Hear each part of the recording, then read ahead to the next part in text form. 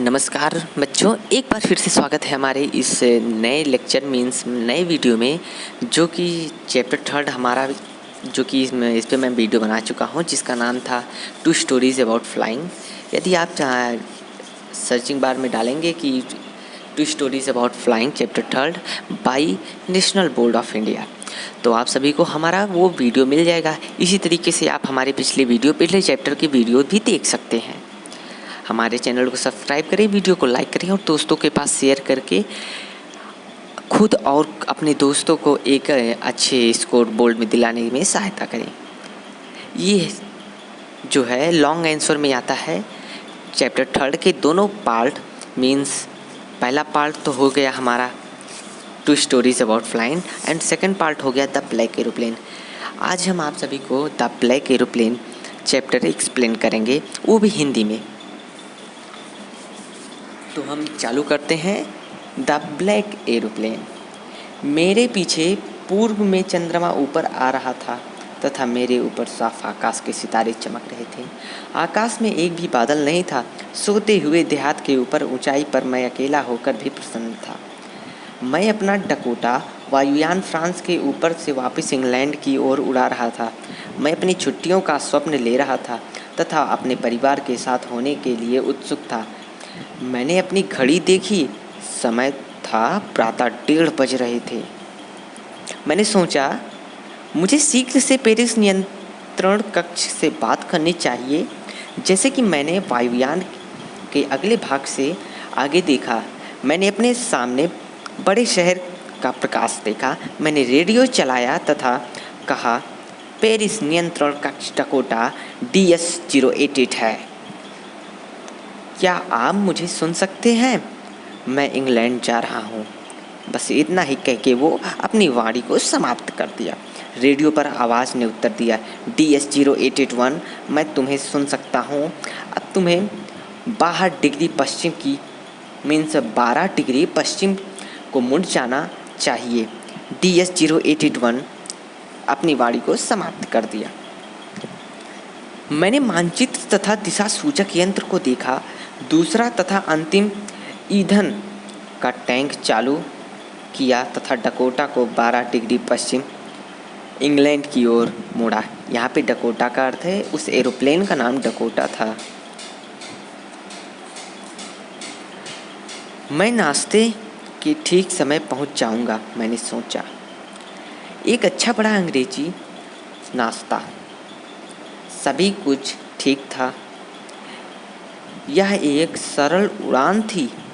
जब मैंने बादल देखे, पेरिस 150 किलोमीटर मेरे पीछे था। आंधी वाले बादल, वे बहुत बड़े थे।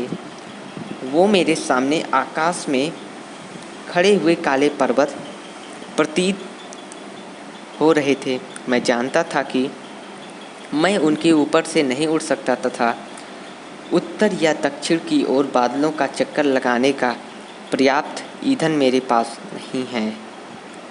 मुझे पेरिस लौटना चाहिए, मैंने सोचा, पर मैं घर जाना चाहता था। मुझे वह नाश्ता चाहिए था। मैं जोखिम उठाऊंगा, मैंने सोचा तथा उस पुराने डकोटा को सीधी आंधी में उड़ाया। बादलों के बीच अचानक सभी कुछ काला था। वायुयान के बाहर कुछ भी देखना असंभव था। पुराना वायुयान हवा भी उछल रहा था तथा मुड़ा था। मैंने दिशा सूचक यंत्र देखा। मैंने अपनी आंखों पर विश्वास ही नहीं कर सका। दिशा सूचक यंत्र भी अचानक खराब हो गए। मैंने रेडियो चलाने का प्रयत्न किया। पेरिस नियंत्रण कक्ष, क्या आप मुझे सुन सकते हैं? कोई उत्तर नहीं मिला। रेडियो भी खराब था। मेरे पास न रेडियो था न दिशा यंत्र था तथा मैं देख नहीं सकता था कि मैं कहाँ हूँ। मैं आंधी में खो गया था। तब अपने काफ़ी समीप बादलों में मैंने एक दूसरा वायुयान देखा। उसके परों पर प्रकाश नहीं था, पर मैं उसे अपने आगे आंधी में उड़ता देख सकता था। मैं चालक का चेहरा अपनी ओर मुड़ा हुआ देख सकता था। दूसरे व्यक्ति को देखकर मैं प्रसन्न था। उसके एक हाथ उठाया तथा हिलाया। मेरे पीछे आओ, वह कह रहा था। मेरे पीछे आओ। वह जानता था कि मैं खो गया हूँ। मैंने सोचा वह मेरी सहायता करने का प्रयत्न कर रहा है। उसने धीरे धीरे अपना वायुयान उत्तर की ओर मेरे डकोटा के आगे मोड़ा ताकि मेरे लिए उसके पीछे जाना अधिक सरल हो। एक आज्ञाकारी बच्चे की भांति उस अजनबी वायुयान के पीछे जाते हुए मैं प्रसन्न था। आधे घंटे बाद भी वह अजनबी काला वायुयान बादलों में मेरे आगे था। वह केवल 5 या 10 मिनट और उड़ने का पेट्रोल पुराने डकोटे में बचा था। मुझे फिर डर लगने लगा कि परंतु तब उसने नीचे जाना आरंभ किया था। मैं आंधी में से उसके पीछे गया। अचानक मैं बादलों से बाहर आया तथा मैंने अपने आगे प्रकाश की ओर 2 लंबी कतारें देखीं तथा उड़ान पट्टी थी। एक हवाई अड्डा मैं सुरक्षित था। मैं केवल वायुयान में अपने मित्र को ढूंढने के लिए मुड़ा, पर आकाश खाली था।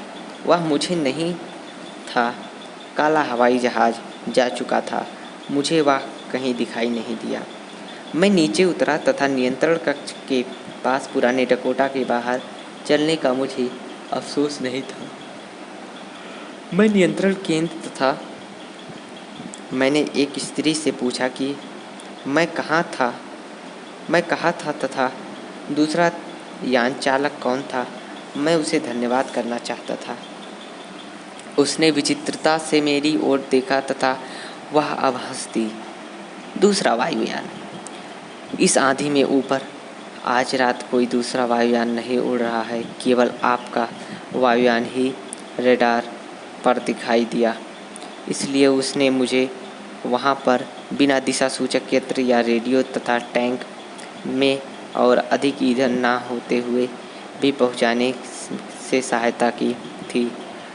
उसने काले अजनबी वायुयान